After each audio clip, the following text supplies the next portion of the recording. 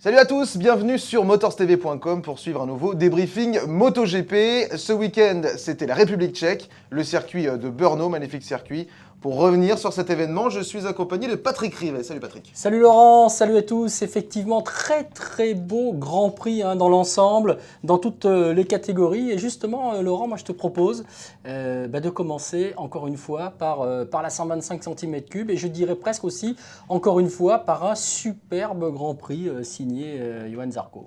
Tout à fait, avec une fin de course un petit peu difficile, justement pour Zarco. Vous allez revenir dessus, Patrick. Oui, alors c'est vrai que on en est à une nouvelle deuxième place, on en est encore une fois à un super Grand Prix mené de main de maître. Notons au passage que c'était vraiment le moment peut-être le plus opportun de la saison pour aller gagner sa première victoire, puisque Nicolas Terol, le leader du championnat, a eu un problème mécanique, a dû abandonner. Donc on se disait tous, on attendait tous comme ça cette première victoire de Zarco, et ce d'autant plus que il a mené une grande partie de cette course à 2 tours de la fin. Est-ce qu'il n'a pas un petit peu trop joué tactique en laissant passer Cortés pour essayer de voir un petit peu où pouvaient être les faiblesses de son adversaire? Son adversaire, il n'en a eu aucune faiblesse. Et Zarco ne finit que deuxième, si je puis me permettre l'expression, parce que quand même ça a été encore une fois une superbe course. Il revient à 12 points au niveau du classement du championnat du monde derrière Nicolas Terol. Et ça reste à la 125 finalement la catégorie où il y a encore pas mal de choses à faire, il y a encore beaucoup d'enjeux, du suspense, avec seulement 12 points. Et on l'a vu quand même, il a essayé de repasser dans la dernière chicane. Alors c'est vraiment ce qu'on appelle être du coude à coude, hein. Parce qu'on a même vu sur un plan Cortés repousser Zarco du coude, comme ça, du style mais non, qu'est-ce que t'as à venir me gêner dans mon virage? Et puis de toute manière, bon, après, il a fait une petite, la moto, c'est un petit peu cabré dans le dernier virage. Il avait, il n'était pas forcément sur la meilleure trajectoire. Il aura tout tenté jusqu'au bout. On peut penser qu'il a peut-être été un petit peu déçu parce que, n'oublions pas non plus, on reste sur le dernier Grand Prix, c'était au Sachsenring en Allemagne, où le chrono l'a donné vainqueur pour 1 millième et où la Dorna l'a donné deuxième. Bon, on ne va pas non plus revenir là-dessus. Dans le paddock, personne n'est dupe et tout le monde sait que Zarco, même si ce n'est pas dans les statistiques des MotoGP, a remporté son premier Grand Prix en Allemagne pour beaucoup de gens dans le paddock. Et c'est peut-être le principal pour lui. Ce qu'il faudrait maintenant, c'est le passer vraiment avec 3 ou 4 dixièmes d'avance, ce fameux drapeau à damier, pour que ça scelle vraiment sa saison qui est en tout point remarquable. On a un Français, après Arnaud Vincent, après Mike Di Meglio, qui peut être éventuellement sacré champion du monde dans la catégorie 125, qui vit en plus ces derniers instants, puisqu'il y aura Moto 3 par la suite. Donc voilà, ça nous fait vibrer tout ça. Alors le déçu de la 125, c'est peut-être aussi Terol. Il est toujours en tête du championnat, mais là, problème pour lui, problème mécanique. Et maintenant, c'est 12 points seulement qui le séparent du deuxième Zarco. Voilà, exactement. Alors, il avait été relativement rapide tout au long du week-end. Terol, on sent qu'il est quand même capable, peut-être lui aussi, de jouer le titre. Il n'empêche, ça fait déjà quelques courses qu'il n'a pas gagné. Ce qui est à noter aussi en 125, c'est qu'il y a beaucoup de premières victoires. C'est le cas d'ailleurs de Cortés, dont le nom peut nous sembler italien ou espagnol, mais il est de nationalité allemande. Voilà, beaucoup de pilotes prennent des points à Terol, à d'autres. Et oui, il faudra quand même qu'ils se méfient. On va le voir un petit peu sous pression. C'est là qu'on va peut-être voir un petit peu ce que ça peut donner du côté de Terol, à partir de maintenant jusqu'à la fin de saison. Voilà, à suivre, continue dans 2 semaines à Indianapolis. Voilà, exactement. On va passer maintenant à une autre catégorie. On va garder le Moto 2 pour la fin. Allez, on va s'intéresser à la catégorie Rennes parce que là aussi, il y a eu pas mal de surprises. On a vu l'Armada Honda débarquer évidemment comme d'habitude. On attendait Dani Pedrosa qui a tout gagné aux essais, qui a gagné au warm-up, qui a fait les meilleurs chronos. Et puis non, c'est Stoner qui est sorti et Pedrosa qui est tombé. Exactement. Alors là, la chute de Pedrosa, on ne la comprend pas. D'ailleurs, je crois savoir que tu nous as gardé une petite vidéo avec Valentin Debise qui l'a rencontré. Et puis, c'est Stoner. C'était pourtant pas forcément lui que l'on aurait joué juste après le warm-up ou la veille aux essais. Il avait chuté le vendredi. Il a eu de la pluie le samedi matin. Il a eu un petit peu de mal à régler sa moto. Ce n'était pas forcément celui qu'on voyait le mieux pour la course. On s'attendait plus, je dirais, à un duel espagnol entre Dani Pedrosa et puis Jorge Lorenzo, qui avait aussi placé sa Yamaha en première ligne. On se rappelle que l'an dernier, il avait gagné Lorenzo sur ce même circuit, alors que Rossi, lui, était allé par terre. Il y avait une sorte de passation de pouvoir à ce moment-là déjà, qu'on avait pu constater symboliquement comme ça sur la piste l'an dernier. Et là, eh bien, c'est Casey Stoner. Une fois que Pedrosa n'a plus été là, il a pris le Grand Prix en main, il l'a dominé largement. Et puis derrière, là c'est à noter aussi, Laurent, c'est un podium entièrement Honda, puisque Dovizioso fait deuxième. Simoncelli monte enfin sur le podium. Il a été sage et ça a payé. Et il s'est bien battu lui aussi avec Lorenzo. Lorenzo qui a déclaré à la fin du Grand Prix que c'était peut-être le plus mauvais Grand Prix de la saison, voire de sa carrière, puisqu'il a fait un mauvais choix de pneus. La température avait énormément progressé entre les essais, voire même le warm-up et la course.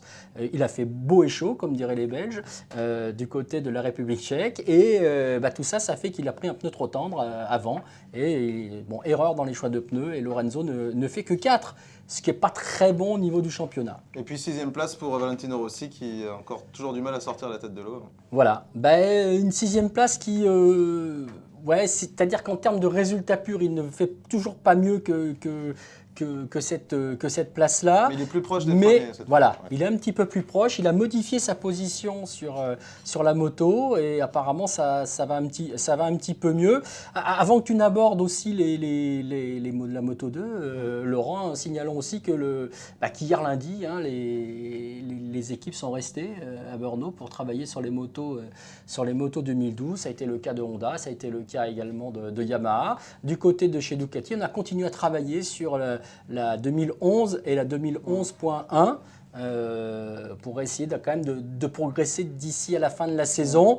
Et apparemment, en 2012, on oublie carrément le carbone. On va revenir à des cadres plus conventionnels, comme la concurrence, pour peut-être essayer quand même de faire quelque chose. En revanche, très bons essais du côté de chez Honda, avec encore une fois Stoner et Pedrosa qui ont fait les meilleurs temps de cette séance d'essais. Et puis aussi les grands débuts de la Yamaha 2012. Et on est déjà bien dans le coup. Est-ce qu'on va avoir des boîtes de vitesse un petit peu typées Honda? Est-ce que ça fait des émules un peu chez les autres constructeurs? Bien sûr. Bien sûr, oui. On imagine que oui, et puis surtout, les pilotes retrouvent manifestement avec beaucoup de joie le couple et la puissance du 1000 cm3, même si elle est bien sûr, vous le savez tous aujourd'hui, également un petit peu contrôlée par les antipatinages et l'électronique. Alors justement, on va discuter maintenant avec Valentin Debise qui nous a envoyé un petit message. Il a pu discuter lui avec Dani Pedrosa, à savoir qu'a priori lui non plus, c'est pas trop ce qui s'est passé. On te retrouve Valentin. Pedrosa est passé en tête, il était vraiment très vite tout le week-end. On a pu voir au warm-up, il roulait 7 dixièmes plus vite que tout le monde. Et dès qu'il est passé en tête, il a chuté. Je l'ai vu après la course, il savait pas vraiment pourquoi il était tombé. Peut-être un problème sur son pneu, il ne sait pas trop, il n'a pas su expliquer, ni lui ni ses mécaniciens. Donc Stoner a fait vraiment une belle course, il était très régulier. Sur ce circuit, les Honda, elles ont beaucoup de puissance, donc elles sont vraiment favorisées. On a pu voir 3 Honda sur le podium, donc voilà. Après, une belle 6e place de Rossi parce que la place elle n'est pas mieux que d'habitude. Mais par contre, si on regarde l'écart avec le premier, il est vraiment réduit. Donc maintenant, il finit seulement à 12 secondes du premier. On peut voir qu'il y a une nette progression. Donc on peut s'attendre à de bons résultats de sa part pour la fin de saison. Alors voilà, donc belle analyse de Valentin Debise pour cette course MotoGP. Tout à fait, il a souligné comme toi le fait que Valentino Rossi était dans des temps quand même un peu plus proches. Allez, on pourra pourquoi pas espérer d'ici à la fin de la saison des meilleurs résultats de la part de Ducati. Et puis effectivement, y compris si les mécanos et l'équipe Honda ne comprend pas pourquoi Pedrosa est tombé, c'est quand même assez étonnant. Bon, est-ce que là aussi, il n'y a pas eu, au niveau des pneus, de la pression ou quelque chose, le fait qu'il a peut-être un peu moins senti sa moto que le matin. On rappelle encore une fois que la température de la piste avait largement augmenté.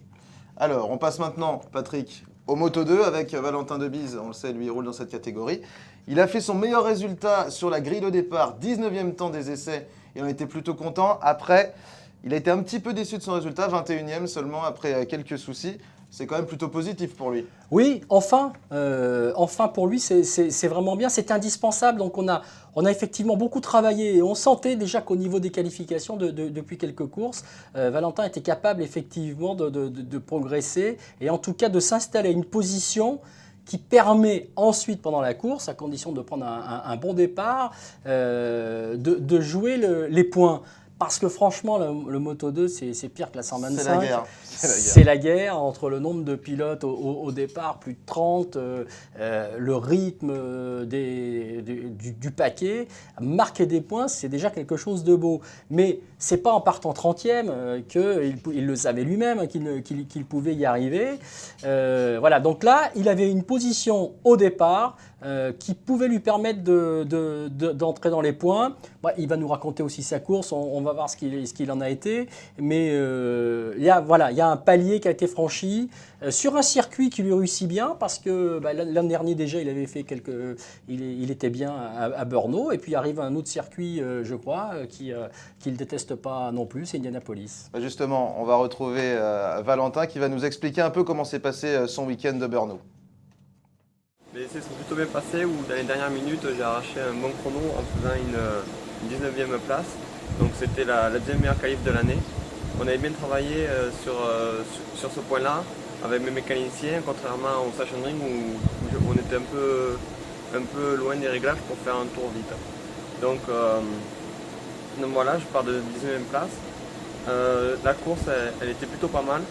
Le départ était vraiment bien, contrairement à d'habitude. Par contre, au premier virage, je me suis retrouvé à l'extérieur, je me suis un peu poussé, j'ai perdu quelques places. J'ai pu remonter pendant les premiers tours et malheureusement, mes pneus sont vite usés. On avait bien travaillé pourtant pendant l'essai, mais la température pendant la course avait beaucoup augmenté, donc de 15 degrés. Et ça a tout changé la donne. Donc mes pneus sont dégradés, j'ai pas pu suivre. Je me suis retrouvé dans un groupe où ils freinaient très fort et contrairement à moi où j'ai plutôt plus de vitesse de passage qu'eux. Donc c'était un peu bizarre, je suis un peu déçu de ma course. Donc j'ai le potentiel pour faire de bonnes choses, j'ai pu le prouver ce week-end. Donc maintenant on verra après une course à Indianapolis ou un circuit que j'aime vraiment bien. Alors voilà, un bilan plutôt positif pour Valentin, ouais, même mais si on sent une petite pointe de déception. Mais tant mieux. Bah oui, Non mais tant mieux, voilà, si maintenant il se contente de la 21e place, non, bien sûr que non, voilà, il est parti 19e, s'il n'avait pas, avec les pneus, bon, il a eu un souci de pneus, il vient de nous le dire, bon, sans ça, il y a peut-être moyen d'y rentrer dans les points, c'est son but, c'est vraiment son envie, et au contraire, que tout champion ne peut jamais se contenter d'un résultat moyen. Tiens d'ailleurs à se demander si Stéphane Bradl, lui, il était content du sien, parce que dis donc, ça fait encore quelques Grands Prix, quelques courses qu'il n'a pas remporté de victoire. Et Marquez non plus n'a pas gagné cette fois-ci, mais quand même là, on sent vraiment qu'il se passe quelque chose. Si on faisait un petit peu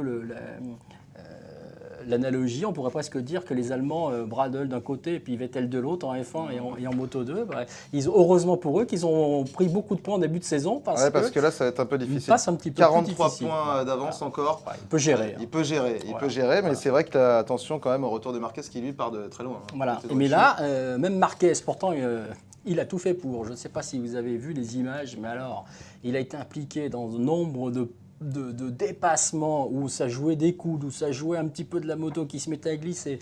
La course de moto de devant, c'était quand même quelque chose de grandiose. Hein. Ça, il faut vraiment le dire. C'était vraiment, avec la 125, ça a été franchement les deux plus belles courses du week-end. Franchement, ils se sont donnés à fond. Et c'est presque le troisième larron qui est sorti vainqueur. C'est Andrea Iannone qui n'avait pas gagné depuis Rérès en tout début de saison. Donc voilà, il se rappelle au bon souvenir de tous. Iannone qui était très rapide l'année dernière, qui avait remporté beaucoup de courses et qui cette année pouvait prétendre au titre mondial. À ce niveau-là, il revient aussi. Il a montré qu'il était rapide. Angelis n'était pas très loin non plus. Puis on retrouve Marquez et puis Bradl, les deux leaders du championnat en 2e et 3e place. Voilà, bon, pour Bradl, il n'y a pas péril Ça dans va la aller, demeure. ça devrait aller, on ne sait jamais. Voilà, on ne sait jamais. Mais donc, on se retrouvera d'ici 15 jours pour la prochaine manche. Indianapolis, un circuit qui plaît particulièrement, comme il nous l'a dit, à Valentin Debise. Il risque d'y avoir peut-être du changement. On verra ce que ça va donner. On verra si en MotoGP, Honda est toujours devant. On verra si Pedrosa va commencer à se dire est-ce que le titre va m'échapper vraiment? Ah, Pedrosa, le titre. Le problème de Pedrosa, et on en reparlera effectivement à Indianapolis, si tant est qu'il soit devant Stoner, c'est qu'il peut avoir quand même. C'est qu'il peut, la limite, jouer contre Stoner. Parce qu'aujourd'hui, à chaque fois qu'il se terminera devant Stoner, il prendra des points au leader de l'équipe Honda et le pilote qui manifestement pour Honda est le mieux placé pour aller décrocher le titre.